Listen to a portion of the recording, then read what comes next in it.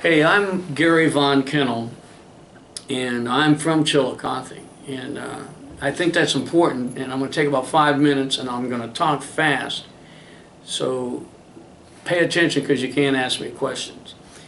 I'm from Chillicothe. My mom and dad were from Chillicothe. My grandparents were from Chillicothe. Brothers, aunts, and uncles, everybody went to Chillicothe High School, and I absolutely loved it. And the reason I loved it is I had probably easily 10 of the best friends that anybody could have possibly had in the mid to late 60s, which for those days were turbulent times. They were great guys. And what actually happened is they formed a kind of a second family for the town of Chillicothe, which was my family, in addition to my own family, to make me a pretty good person, I think. And here's what happened. After I got out of Chillicothe, I was a terrible student, and I had some great jobs, had some great friends, but I went to University of Kentucky for like ever and got like continued bad grades, and I kind of staggered around. Then I got a couple of jobs, and I got married to a wonderful person, still married for 45 years. Now, suddenly, my career takes off. Who knows why? And I'm not kidding you. Look at me, I'm not good looking. It was always pretty funny. But I got this great career, and I found something that I liked to do, which was marketing, and I got connected with a huge organization, so suddenly I'm a rock star. Hey, I'm not kidding. Rock star. What a career. I got like offices in London and New York City and Dallas, and I have 2 great kids, so this is a wonderful, wonderful story. Everywhere I went, part of my game was I would talk about being from Chillicothe, and everybody thought it was funny, including me, because that was part of how I made people feel at ease.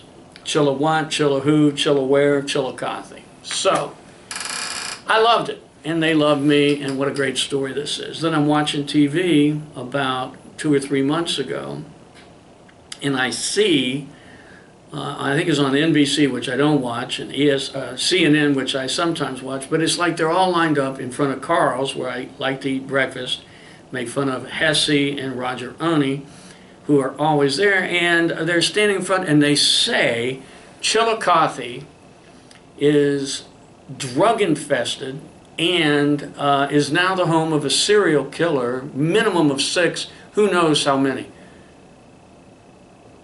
I about had a stroke. I mean, I literally couldn't breathe. Now look, I'm not naive, and this isn't funny. And I'm not funny about this. Lancaster, Newark, Portsmouth, everybody in southern Ohio, I'm sure, and I've been told, because I did a lot of work and met with a lot of people, has some drug issues. But the minute I heard that, I said, we have a huge problem, because if industries were already hesitant about coming to southern Ohio and we need jobs, no way they're going to come to a funny town that has a serial killer and a drug-infested reputation. So immediately, I emailed all these 10 friends, and most of them are still around. They've had great careers. Some are doctors, some have been in prison, some are just good old boys. And the only one who responds is Bill Herrnstein, known as Wally back in the day, and I said, hey look, we need to do something to get this reputation back very, very quickly. And Bill understood, and he connected me, actually reconnected me with John Saxton, superintendent of schools, real serious looking guy. He's not that serious. I knew his dad. Don't go there. And I said, look, why don't we do a program where we make it real simple? We just say, we want you to be a good citizen. This would be students of Chillicothe High School, because you got to start somewhere. Good, you don't have to be a great student. Be a Gary Von Kennel student. Have a 2 point, maybe even just a C average. Can you do that? Good. Then be a good citizen.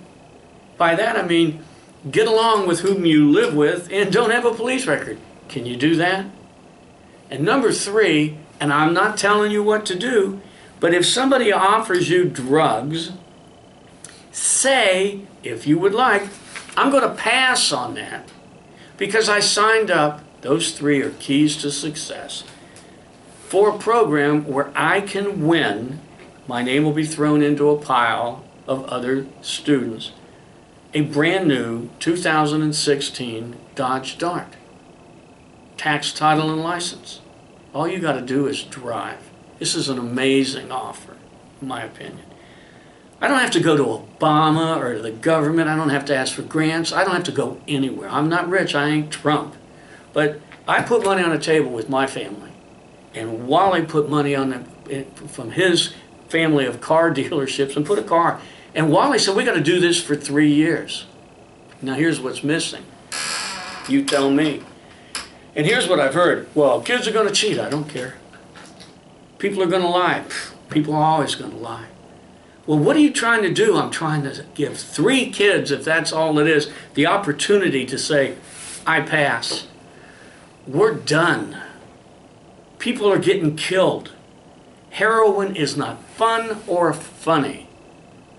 And bigger than that, I want their parents and people who have companies and car dealerships and homes to say, hey, I'm done too.